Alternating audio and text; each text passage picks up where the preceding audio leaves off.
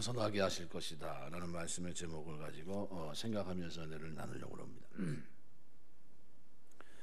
하나님의 선하심, 그 하나님의 은혜에 대한 신앙 고백을 아주 올려드리는데 굉장히 괴롭고 외로운 상황에서 드리는 신앙 고백이다, 이렇게 말씀드릴 수 있습니다.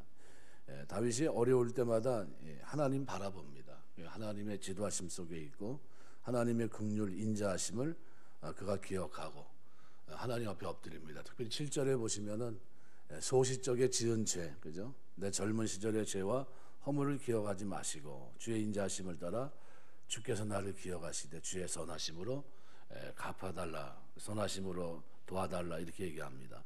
그래서 여호와는 어떤 분이 선하시고 정직하시니까 그의 도로 죄인들을 교훈하실 것이다. 여러분, 우리가 이 신앙생활을 하면서 하나님이 누구냐라고 하는 것을 아는 것이 대단히 중요합니다. 하나님은 선하신 분입니다.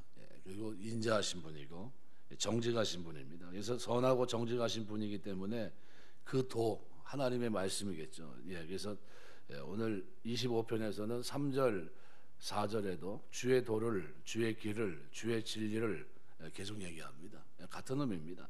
8절에서도 선하고 정직한 도로 죄인을 교훈해 달라 하는 겁니다. 그래서 주의 도를 내게 보이시고, 그러니까 기도를 통해서 하나님 말씀과 뜻을 자신에게 가르쳐 달라 간구했었는데, 그런데 5절에서도 주의 진리로 나를 교훈해 달라 간구했었습니다. 8절에서도 하나님의 선하심, 정직한 도를 통해서 죄인을 교훈하시는 분으로 이렇게 말씀하고 있습니다. 하나님은 죄인을 바꾸는 거지 버리는 게 아닙니다. 절대로 버리지 않습니다. 아침에 가룟 유다에 대해서 잠깐 생각했는데 마지막 순간까지 포기하지 않아요. 그리고 마태복음을 보면 그렇게 나오는데 요한복음을 보면 예수님의 권면을 뿌리치고 나갈 때 그때 뭐가 들어갑니까? 사단이 들어가요. 그러니까 우리 하나님은 절대 포기하지 않습니다. 우리가 살아가는 동안. 그래서 우리가 선한 결정을 해야 됩니다. 아무리 힘들어도 말씀 따라 살려고 하고. 그래서 주의 도, 주의 진리, 선하고 정직한 도, 아주 동일한 의미를 지닌 서로 다른 표현이다, 이렇게 보시면 됩니다. 다윗이 곤고한 상황 속에서도 얼마나 하나님의 말씀의 인도를 바랬는가 하는 것을 보여줍니다. 말씀대로 살려고 몸부림칩니다. 다윗의 신앙은 아무리 힘들어도 말씀 붙잡는 겁니다. 말씀.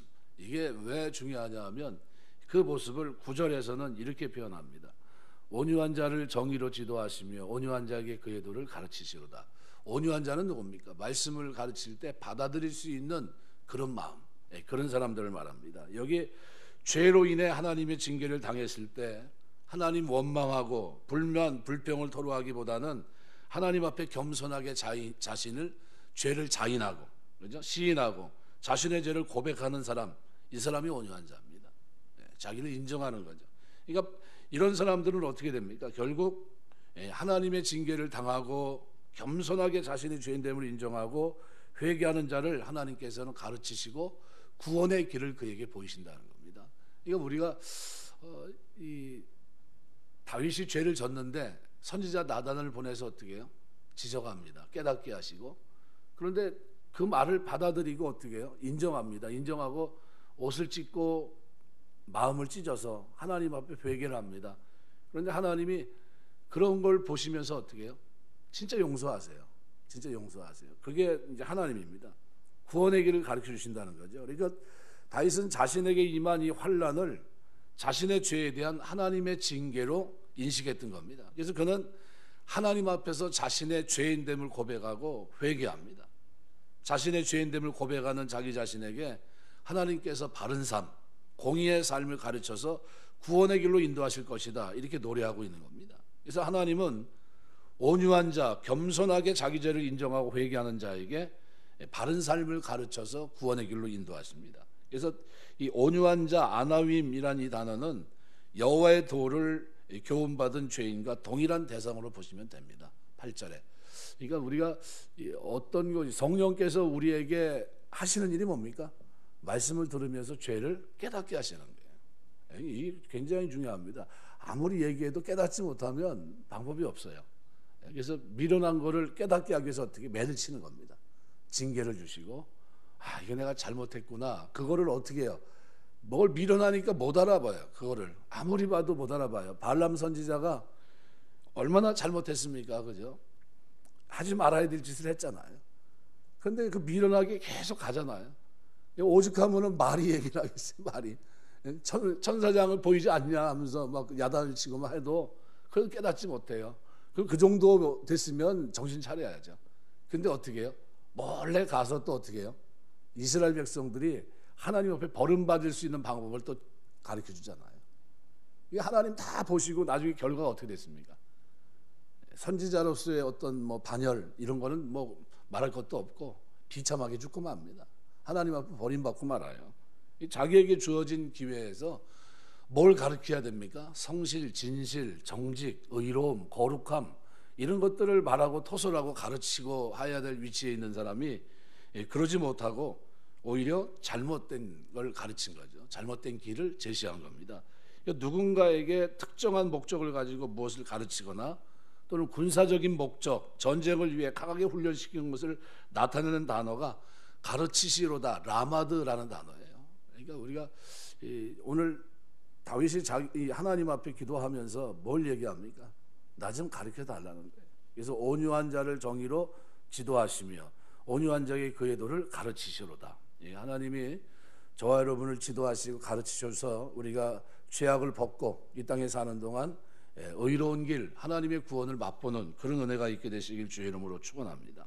그래서 인간은 본성적으로 죄를 인정하지 않으려고 합니다. 아무리 뭐라고 그래도 숨기려고 합니다. 피하려고 하고 최초의 인간 아담 하와에서 확인할 수 있는 바가 바로 그겁니다. 그 마신 열매를 먹고 범죄했는데 자기 죄를 인정하지 않습니다.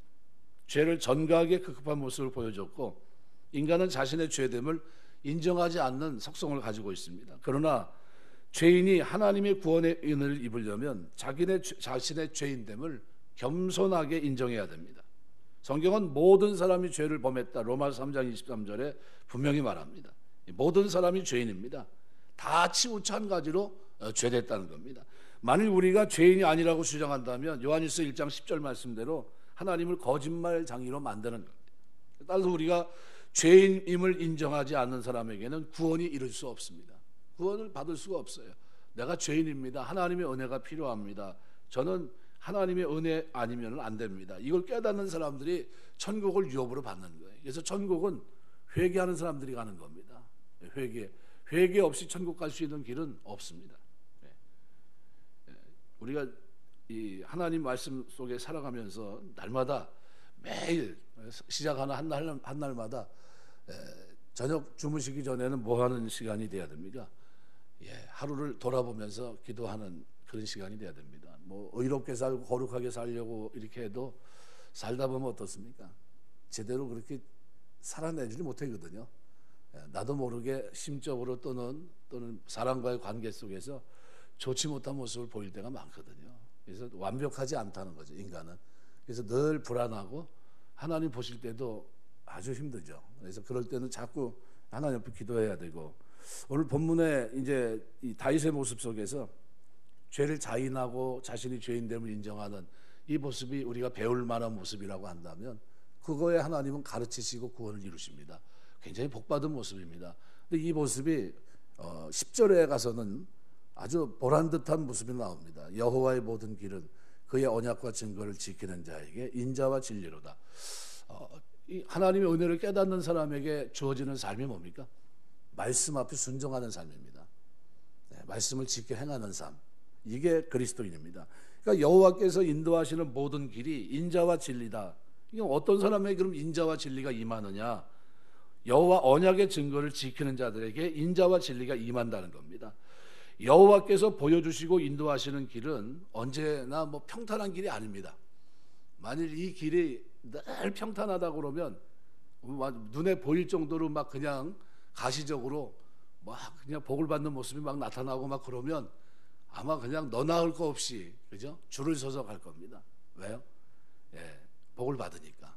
근데 그게 잘 안 보여요. 무슨 말이냐면 이 길이 때로는 평탄한 길이기도 하지만 때로는 피를 흘리며 가긴 고난의 길이기도 합니다. 의의 길이에요, 의의 길. 그러니까 이 고난의 길을 그럼 누가 갈 수 있습니까? 고난의 길은 평탄한 길은 다 갈 수 있지만 고난의 길은 그 약속을 믿는 사람 외에는 가지 못합니다. 아무나 갈 수 없는 길입니다.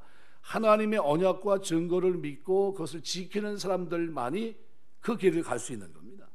그 길은 비록 지금은 고난의 길이지만 하나님께서 인자를 베푸신다는 걸 믿기 때문에 갈 수 있는 믿음의 길, 바로 이게 우리 그리스도인들이 걸어야 될 길입니다. 그러니까 믿음으로 시련의 길을 걸어가는 사람에게는 하나님 반드시 뭐를 베풀어요? 하나님의 인자를 베푸십니다. 헤세드. 여러분, 다윗이 힘들지만 이 길을 걸어갔던 사람이에요. 눈앞에 보이는 그 어려움이 얼마나 많았습니까? 기름 붓고 난 후에 평탄한 길이었습니까? 아니, 언약을 붙들고 가는 그 길은 가시밭길이었어요. 군사 3,000명 대동해서 죽인다고 쫓아다니고 시기심 받아서 도망다니고 자기가 그렇게 존경했던 선지자들이 자기에게 먹을 걸 줬다고 그죠? 참소하는 바람에 어떻게 해요? 제사장 85명이 죽고 진짜 잊혀지지 않는 그런 장면이 얼마나 많이 벌어집니까? 이 고난의 길을 걸어간 믿음의 사람 다윗입니다. 왕이 될 것이라는 약속, 기름 부음을 받았지만 정작 그 앞에 기다리고 있었던 건 뭡니까? 탄탄대로가 아니라 생명의 위협이고 그것은 가시밭길이고 고난의 길이었고 자기가 상상하지 못했던 길입니다. 하지만 다윗은 주의 인자하심을 기억하면서 약속을 기억하면서 하나님을 더욱 의지합니다. 그 언약의 말씀을 붙들고 언약에 충실한 모습으로. 여러분, 이게 다윗이에요. 시편 21편 7절 보면 왕이 여호와를 의지하오니 지극히 높으신 자의 인자함으로 요동치 아니하리이다. 왕이 여호와를 의지하오니 지극히 높으신 자의 인자함으로 요동치 않는다는 거예요. 이유가 뭡니까? 언약을 붙들고 가는 사람에게 하나님께서 인자하심으로 요동하지 않도록 붙들어 준다는 겁니다. 그럼 우리가 반석의 집을 지으려면 어떻게 해야 됩니까? 약속을 붙들고 나가면 하나님께서 어떻게 해요? 그 인자하심으로 요동치 않게 붙들어 주실 줄 믿습니다. 언약을 바르게 세울 수 있도록 흔들리지 않고 창수에 무너지지 않는 그저 반석의 집을 짓는 그 길은 어떻게 해요?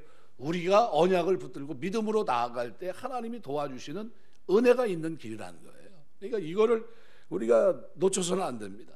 시편 23편 6절 보면 주의 인자하심이 정녕 나를 따르리니 내가 여호와의 집에 영원히 거하리로다.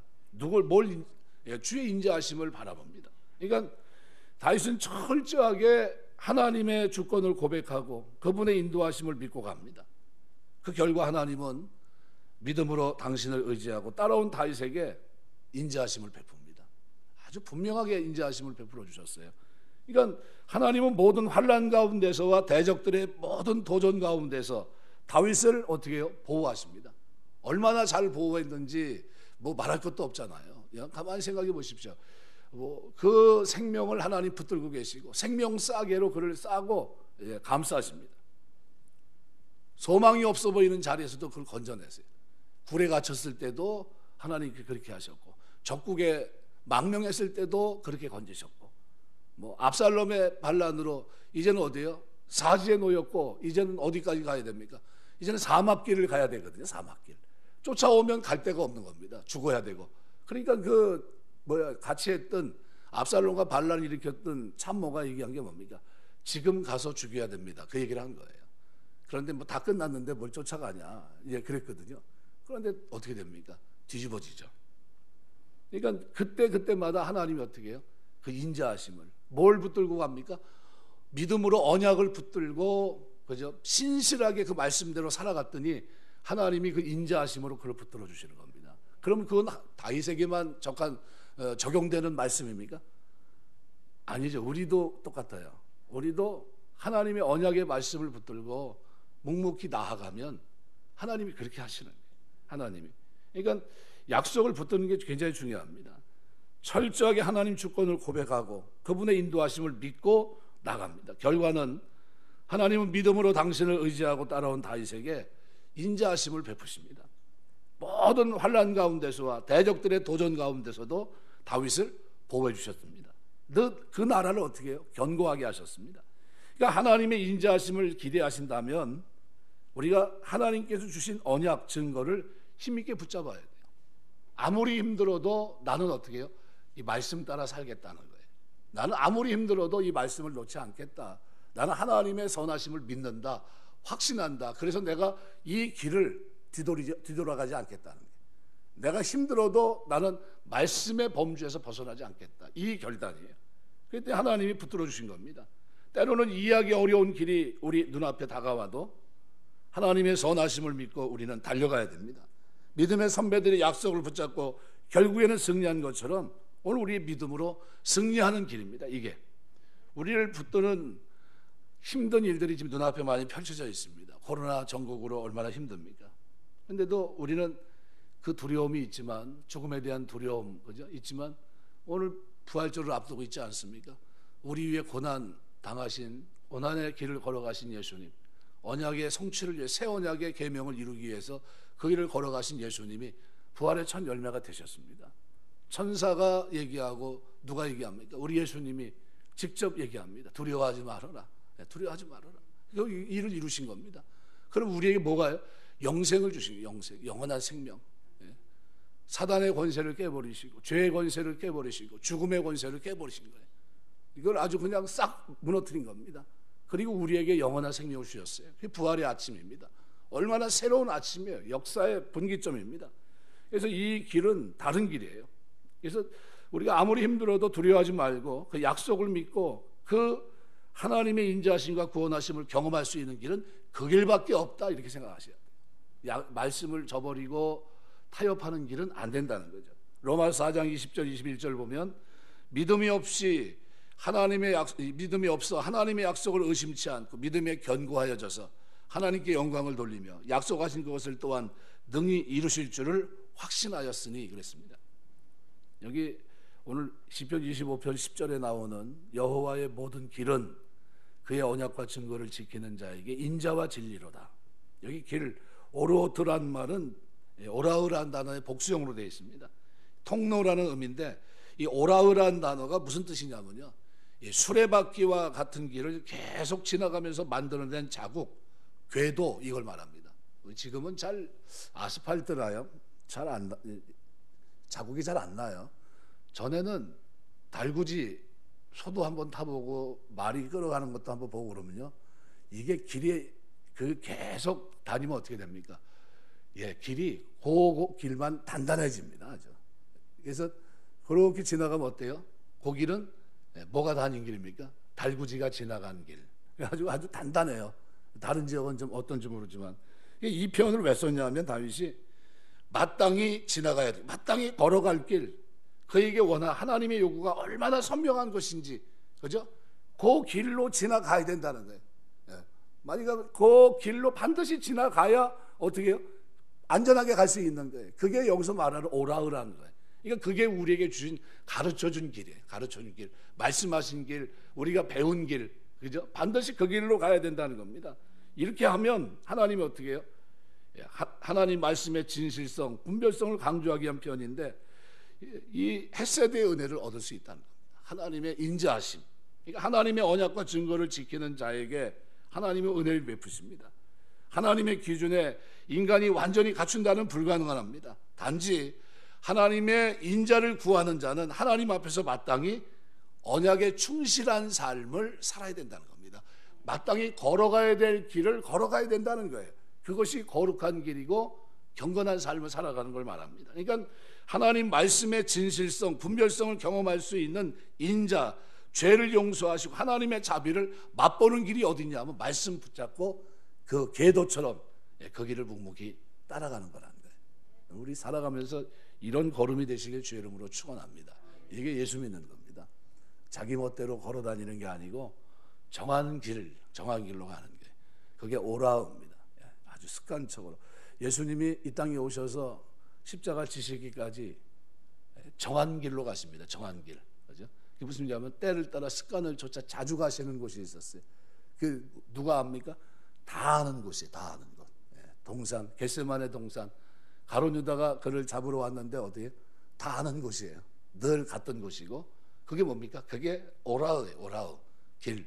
우리가 살아가는 동안 어떤 길이, 여러분이 교회를 오면서 매일 그죠? 새벽에 올 때도 수요일 날 올 때도 차를 타고 오든 이 오는 길, 이게 뭐예요? 오라우예요. 오라우. 그건 하나님을 경외하고 섬기고 버스를 타고 오든 뭘 하든 그 길이 뭐예요? 나는 이번에 이렇게 돌아와야지. 그 길이 뭐냐면 하나님을 향해서 말씀대로 살려고 정한 그 길이 오라예요. 그러니까 이 길을 걷는 자에게 하나님은 뭘 주시겠다는 겁니까? 약속, 언약을 붙들고 사는 그들에게 헤세드의 은혜 주시겠다. 저는 넘어져도 엎드러지지 않는 것은 여호와께서 손으로 붙드심이로다. 이 은혜를 주시는 겁니다. 다윗이 넘어졌거든요. 죄를 졌고. 그런데 그 일반적인 삶이 뭡니까? 참작이 되는 삶이에요. 어떤 참작이 됩니까? 오라의 길을 걸어갔던 길이에요. 자기 멋대로 걷는 걸음이 아니었어요. 매 순간에 걷는 걸음이 어떤 걸음이었습니까?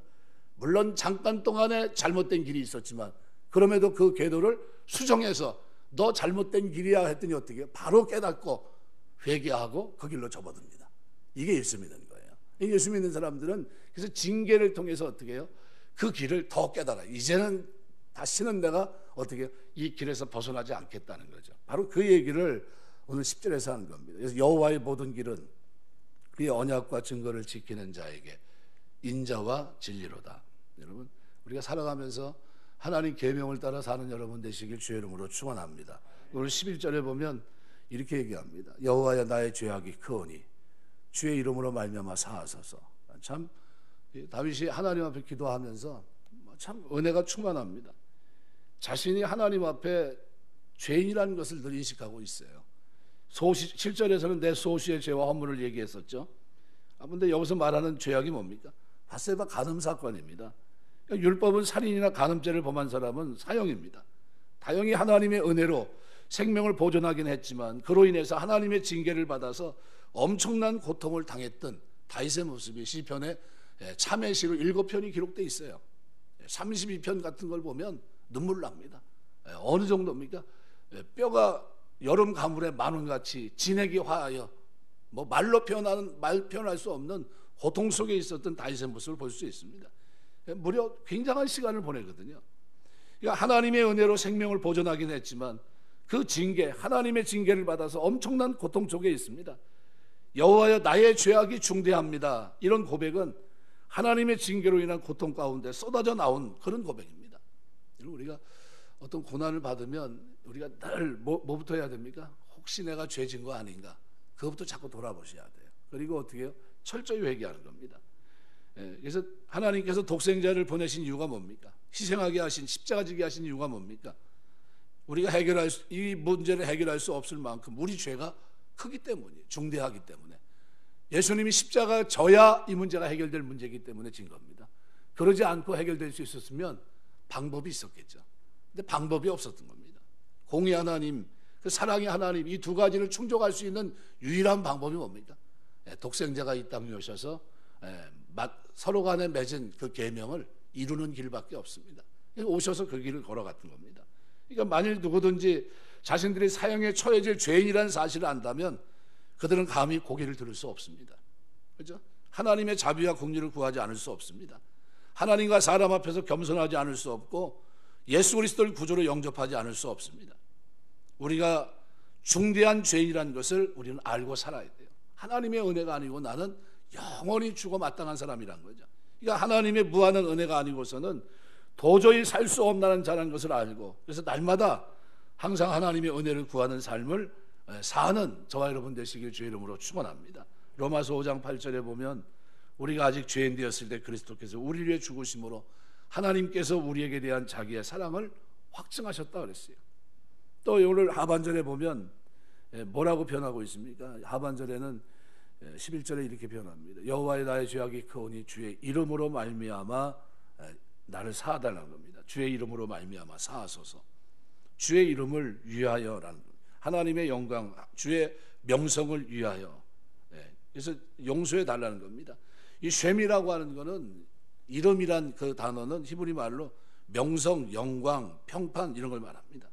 그러니까 이스라엘 광야에서 하나님에 대한 불신의 죄로 심판이 임박했을 때 이스라엘 죄에 대한 하나님의 용서를 그분의 명성과 결부시켜 말하는 모세의 기도에 민수기 14장 13절에서 20절에도 바로 이 얘기를 기록하고 있습니다.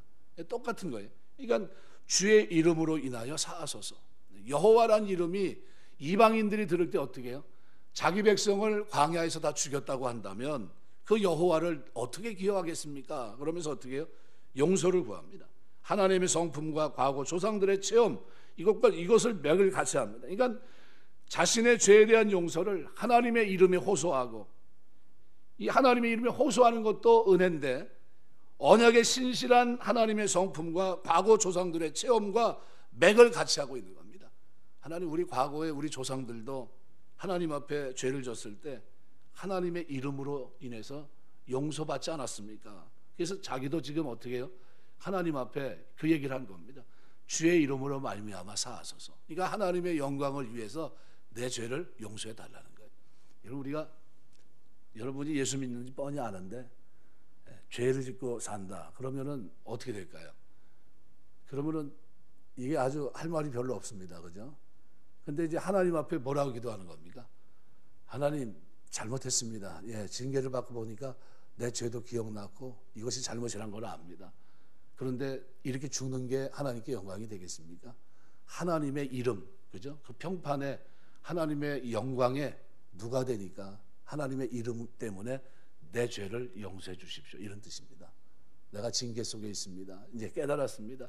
다시는 그렇게 가지 않겠습니다. 라는 그런 얘기입니다. 그러니까 우리가 기도하면서 이 기도를 반드시 해야 된다고 생각이 됩니다. 과거 이스라엘 백성, 그죠? 광야에서 다 죽게 됐을 때 모세가 바로 하나님의 이름을 빗대어 기도를 했던 겁니다.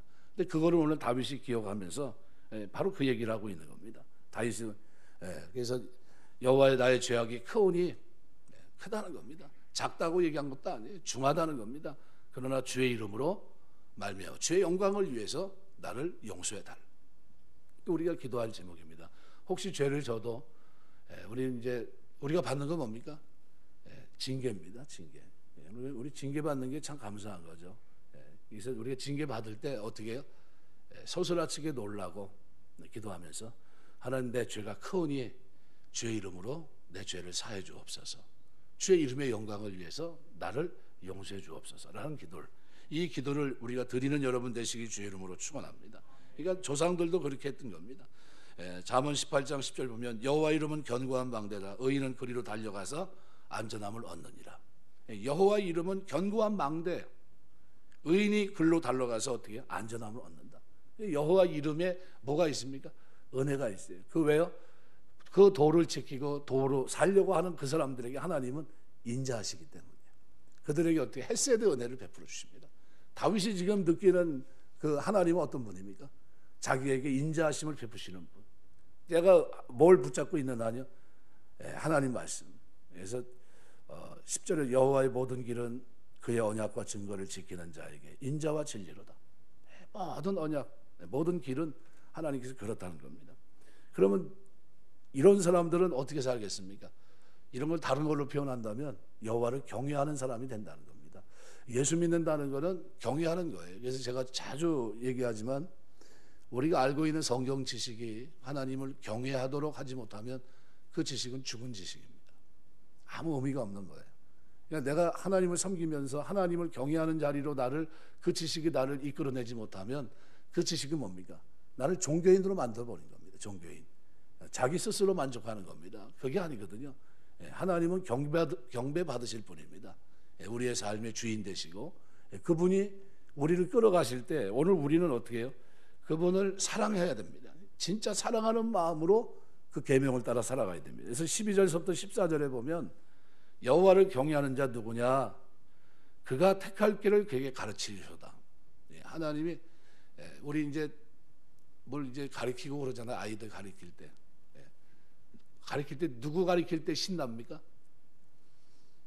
안 하려고 하는 사람, 도망가려고 하는 사람 가르친 게 신납니까? 아니면 배우려고 하는 사람, 어떻게 해서라도 배우려고 하는 사람 가르친 게 신납니까? 배우려고 하는 사람이에요. 지금 뭐 하는 거예요? 하나님 경외하려고 하는 그 중심에 있는 사람들을 하나님이 어떻게 해요? 사랑하시는 거예요. 그에게 뭘 가르칩니까? 여호와 경외하는 그 사람에게 여호와를 경외하는 자 누구냐? 그가 택할 길을 그에게 가르친다. 우리가 하나님의 지혜로 명철로 선악간의 옳고 그름을 계속해서 초이스 하잖아요. 냉철하게, 그죠?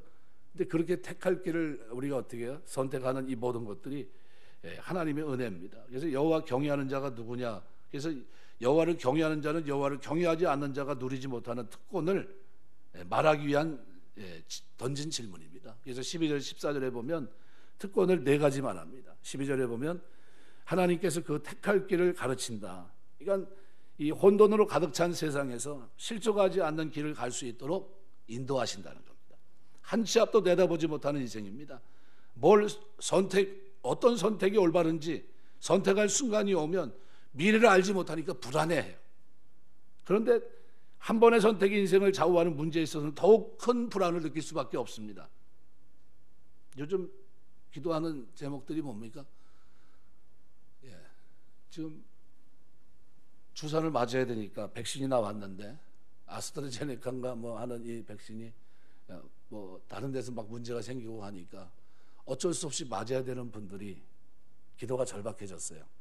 예수 믿는 분들이 뭐 맞긴 맞아야 되고 안 맞으면 직장을 그만둬야 되고 그런 상황입니다. 이제 사람과 접촉을 하는 위치에 있으니까 이거 뭐라 기도합니까? 하나님 이것이 문제가 되지 않게 해달라고, 하나님 이것으로부터 내 생명을 지켜달라고 기도하는 겁니다. 백신을 맞으면서 이게 죽을 줄 모르는 그 두려움이 있는 겁니다. 이거 혹시 문제 생기지 않을까라는 두려움. 이거 그 두려움 때문에 뭐를 합니까? 기도하는 거예요. 기도하는 겁니다. 우리가 하나님 앞에 기도하고 맡기고 나가게 되실 주의 이름으로 축원합니다. 이게 독이다, 이게 독이다 싶을 때 알고 먹는 거는 그죠? 시험하는 거지만 모르고 하는 거는 시험이 아니에요. 그죠? 하나님 앞에서 기도하면서 하나님 이게 진짜인지 가짜인지 알 길이 없고 환경이 이렇게 돼서 어떻게 할 방법도 없고 하나님만 의지하고 갑니다. 그러면 하나님이 지켜줄 줄 믿습니다. 그럼 하나님 지켜주는 거예요. 왜? 시험하는 게 아니라 하나님을 의지하는 거예요. 이게 의지하는 것과 시험하는 건 다릅니다. 네. 아프리카에서는 뭐 한 목사님이 선교사죠? 선교사가 악어 위로 그냥 다니다가 악어의 밥이 된 경우가 있었거든요. 하나님이 자기를 건질 거라고. 이건 정신이 문제가 있는 사람이에요. 하나님 왜 악어들이 있는 농장에 들어가서 그 길을 왜 위로 왜 걸어갑니까? 그거 쓸데없는 짓 한 거예요. 그러면 안 되죠. 뭘 생각해 봐야 돼요. 이것이 건전한 생각인지 아닌지, 하나님 시험하는 건지 아닌지. 그건 시험입니다. 올바르게 생각해야죠. 판단을 써도 그건 누가 봐도 말렸어야죠. 그 주변에 있는 사람들도 뭐 하는 사람들이 모르겠어요. 지켜보고 어떻게 되나 보자 본 것 같다. 어떻게 보면 어떻게 돼요? 악어한테 물려 죽었지. 그냥 그러고 만 겁니다. 이 방법이 없는, 잘못된 겁니다. 그런 거는 절대 그러면 안 돼요. 그래서 하나님 경외하는 사람들에게 택할 길을 가르친다. 두 번째는 저의 영혼이 평안이 거하게 된다는 거예요. 평안을 준다는 거예요. 심령의 평안 누리는 게 얼마나 큰 복인 줄 아십니까? 죄인들은 이제 죄를 짓고 평안이 없어요. 부자가 될지 모르지만 권력을 잡았을지 모르지만 마음에 두려움이 있습니다. 여러분 뭐 김정은이 같은 사람들, 시진핑 같은 사람들요 편할 것 같습니까? 지금 자기 주변에 경호원을 늘렸다고 그러잖아요. 늘렸는데 이제는 전에는 경호원들이 어떻게 해요? 시진핑을 바라보고 있었는데 이제는 뒤집어서 자기 앞에 있는 공산당 당원들을 쳐다보고 있다고 그러잖아요. 누구도 아무도 못 믿겠으니까. 지금 그런 겁니다. 왜요? 평안이 없어요. 두려움입니다. 철권 정치를 하고 있는데 얼마나 힘듭니까? 죄를 지면 평안이 없어요. 사는 동안 평안이 없습니다. 내내 평안이 없어요. 그러니까 자기 삶에 대한 불확실성입니다. 자기 미래가 어떻게 될지 몰라 염려합니다. 그러나 하나님을 경외하는 자에게는 이러한 삶의 불확실성으로 인한 염려가 있을 이유가 없습니다. 왜냐하면 하나님이 그의 삶을 책임져 주시기 때문에. 아니 생명까지 주시면서 나를 건져주신 분이 그죠? 내 장래까지 책임지지 않겠습니까? 죽음 넘어서 영생의 길까지 우리에게 길을 열어주신 거예요. 그러면 뭐 아쉬울 게 뭐 있습니까? 야, 아들을 아끼지 않고 우리 모든 사람에게 위해 내어주시니까 어찌 그 아들과 함께 모든 것을 우리에게 은사로 주지 않겠느냐? 필요한 거 다 주겠다는 거예요. 아들 줬는데 그 나머지는 다 뭐예요? 부스러기예요. 옵션입니다. 그냥 예수님을 받아들인 그에게 나머지는 다 뭐예요? 그냥 거저주시는 은혜입니다. 거저주시는 은혜예요. 그러니까 우리가 예수 믿고 우리에게 주어진 축복 가운데 가장 큰 복이 뭡니까? 평안과 기쁨이에요. 평안, 기쁨. 이걸 뭐로 돈을 주고 살 수 있습니까? 권력을 가졌다고 취할 수 있는 겁니까? 아니, 죄 문제가 해결되고 하나님과 관계가 해결돼야만 누릴 수 있는 복이거든요. 그런데 오늘 본문에서는 하나님 경외하는 자에게 하나님께서 이걸 주시겠다는 겁니다. 이걸. 그러니까 자기 미래가 어떻게 될지 몰라 염려하고 하나님 경외하는 자에게 이런 불확실성에 있는 그런 환경 속에서 하나님 구분해 주겠다는 겁니다. 그의 삶을 책임져 주시고 선한 길로 인도하십니다. 그러니까 하나님을 경외하는 사람은 자신의 미래가 어떻게 전개될지 모르기는 마찬가지입니다. 하지만 그는 하나님이 자신을 선한 길로 인도하신다는 것을 알기 때문에 아무런 염려하지 않고 마치 젖된 아이가 그 어머니 품에 있는 것과 같이 심령의 평안을 누리게 되는 거예요. 시편 131편 2절 말씀입니다. 고요한 겁니다. 왜요? 하나님의 품에 있으니까. 목자 되신 그분이, 저는 시편 23편을 묵상하면서 기도할 때 꼭 그거 묵상해요. 목자 되신 그분이, 목자장 되셔서 어디요? 양의 문이 되신 예수님을 늘 기억합니다. 문을, 예수님을 통과하지 않고 나를 잡아갈 수 있어요? 나를 해할 수 있습니까? 해할 수 없습니다. 죽고 사는 게 다 누구 손에 있습니까? 하나님 손에 있어요. 이거 두려워할 필요가 전혀 없는 겁니다. 기도하시길 주의 이름으로 축원합니다. 경외하는 자에게 하나님은 심령의 평안을 줍니다. 다윗이 10년간 도망 다니는데 저녁에 잠이 옵니까? 잠이 안 올 것 같아요. 그죠? 근데 잘 잤어요. 내가 자고 아침이 되고 새로운 날을, 그런 날을 10년을 살았다 한번 생각해 보시죠. 웬만한 사람 같으면 정신병 벌써 갔어야 돼요. 1년만 그렇게 해도요 못 삽니다. 깜짝깜짝 놀래가지고 뭐 조금만 바스락 소리만 내도 그냥 벌써 저기 도망가 있고만 그럴 겁니다. 그런데 다윗은 아무런 문제가 없었어요. 오히려 찬송하고. 왜 그렇습니까? 하나님 경외하는 자에게 주시는 평안이 그로 하여금 그 대적들 많은 그 속에서 잠을 잡니다. 평안한 게. 또 이에게 뭘 주십니까? 여호와 경외하는 자에게 그 자손이 땅을 상속하게 된다. 그러니까 아브라함을 부르시면서 그에게 약속하신 축복, 언약의 중요한 핵심에 속하는 내용입니다. 창세기 12장 1절 3절. 그러니까 자손이나 땅은 하나님 경외하는 자가 받을 외적 축복의 의미만 지닌 것이 아니라 그것은 그 언약의 구체적인 실현의 의미를 지닌 겁니다. 그래서 다윗은 여기서 하나님을 경외하는 삶을 살아가는 자가 아브라함에게 약속한 언약의 성취를 맛보며 살아가게 될 거다라는 그런 의미입니다. 그러니까 그 자손이 땅을 상속하게 된다. 물질적인 부를 상징하고 땅은 천국을 예표하기도 합니다. 그러니까 자손이 땅을 상속하게 된다는 것은 현세에서 물질적인 번영을 누리는 것은 물론이고 궁극적으로는 천국을 기업으로 누리게 된다는 거예요. 그러니까 이 하나님 경외하는 것이 이게 복의 첩경입니다. 가장 큰 길이에요. 이게 가장 빠른 길이고 안전한 길이고. 또 하나님 경외하면 하나님 어떻게 해요? 친밀해집니다. 그래서 친밀한 거 14절 보면 뭐라고 표현합니까? 여호와의 친밀하심이 그를 경외하는 자에게 있으며. 친밀한다는 게 뭡니까? 아브라함이 하나님과 친밀합니다. 기도할 때마다 어떻게 응답해 주시고, 소돔성 멸망할 때도 어떻게 해요? 아브라함을 생각해 주셔서 어떻게 해요? 엎으시는 중에 조카 롯을 건지십니다. 여러분, 하나님이 여러분에게 그렇게 친밀한, 기도할 때마다 여러분에게 친밀한 은혜가 있게 되시길 주의 이름으로 축원합니다. 가족과 같이 특별하고 각별한 관계를 나타낼 때 쓰는 단어입니다. 친밀함.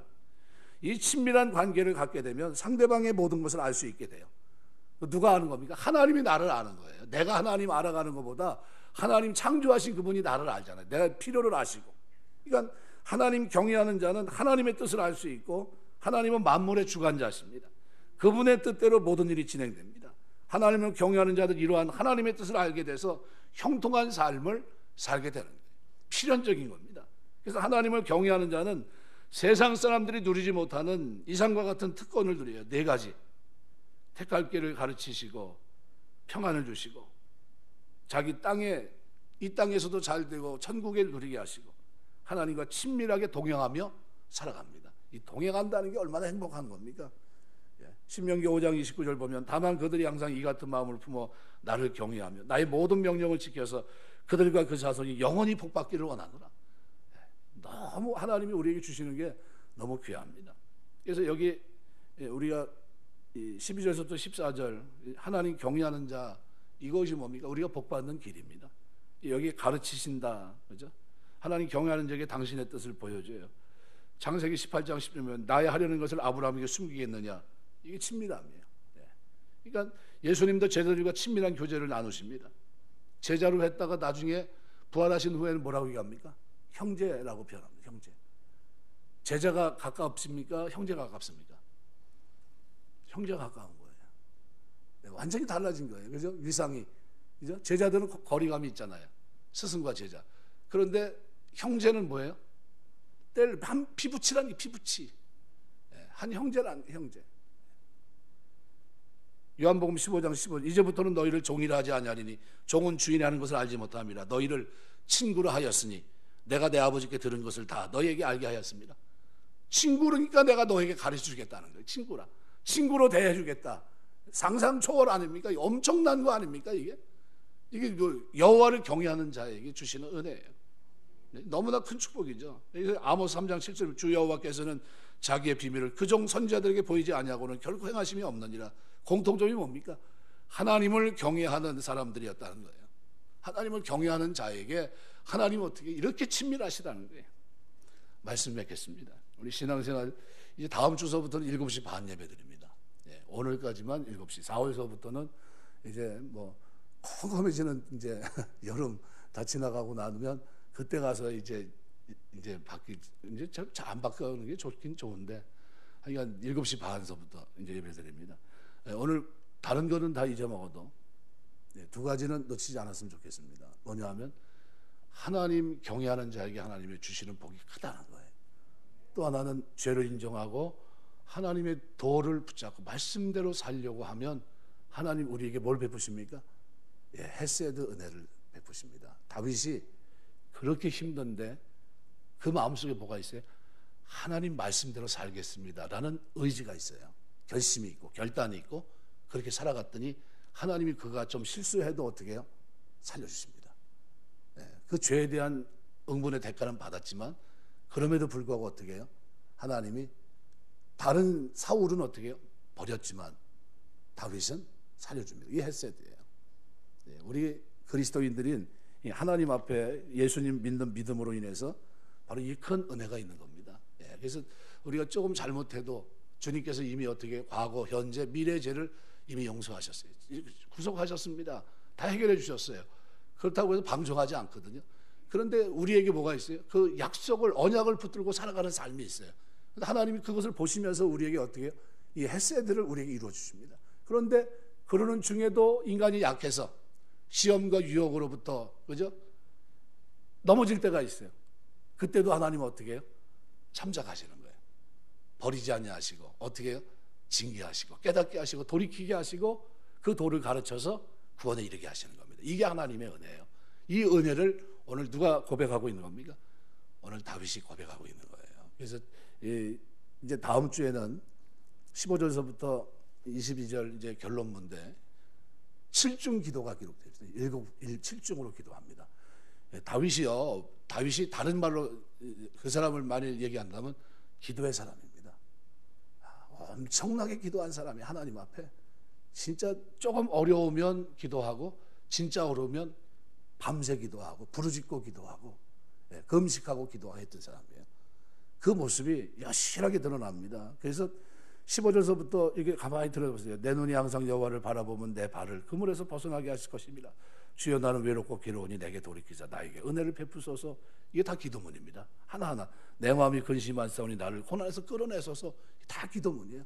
7중으로 자기를 어떻게 해요? 건져달라는 기도예요. 그런데 이 기도를 드리기 전에 다윗은 뭘 하고 있습니까? 두 가지를 약속하고 있는 겁니다. 하나님 나는 하나님 경외하며 살겠습니다. 또 하나는 뭐예요? 어떤 일이 있어도 힘들어도 내가 고난이 되어도 다른 사람은 선택하지 않는 힘든 길이라 할지라도 나는 그 말씀을 따라 그 길을 걷겠습니다. 이 얘기예요. 그러면서 뭘 구하고 있습니까? 7가지 이걸 기도합니다. 하나님 나에게 이 은혜를 베풀어 달라는 거예요. 이게 멋있습니다. 그러니까 우리가 하나님 앞에 나는 아무것도 안 하고 아주 무당 섬기는 사람들은 어떻게 합니까? 복채만 확 던져버리고 그 문제만 해결하면 돼요. 그런데 예수 믿는 사람들은 복채 던져서 되는 게 아니에요. 누가 바뀌어야 됩니까? 내가 바뀌어야 돼요. 하나님 앞에 내가 죄인인 거 깨닫고 내가 깨지고 내가 하나님 앞에 기도하고 내가 하나님 앞에 새로워지면 하나님 나를 어떻게 합니까? 그 기도를 들어주시고 마음을 감찰하신 하나님이 하나하나 내 문제 켜켜이 쌓인 문제를 하나하나 매듭진 거 해결해 주시는 겁니다. 그래서 예수 믿으면 이런 복이 있어요. 그래서 그 복의 결정체가 뭐냐? 바로 경외하는 겁니다. 경외하면 하나님이 세상에서 그렇게 갖고 싶어도 갖지 못하는 이 축복이 그 속에 다 담겨 있어요. 하나님 경외하는 자에게 주시는 평안함, 그 하나님이 주시는 하나님 그 평안함 속에서의 자손의 땅을 상속하는 또 그 다음에 어떻게 여호와의 친밀함, 이런 것들 말로 표현할 수 없는 이걸 과연 누가 할 수 있겠습니까? 하나님이 나와 친밀한 관계다. 상상할 수 있겠습니까? 이게 기도할 때 그런 은혜가 있다는 거예요. 그래서 여러분에게 이런 은혜가 신앙생활 속에 여호와 경외하는 중에 그 도를 행하는 중에 하나님의 인자하심이 여러분의 삶 속에 여러분의 기도를 듣는 가운데 친밀한 가운데 나타나게 되시길 주의 이름으로 축원합니다. 기도하겠습니다.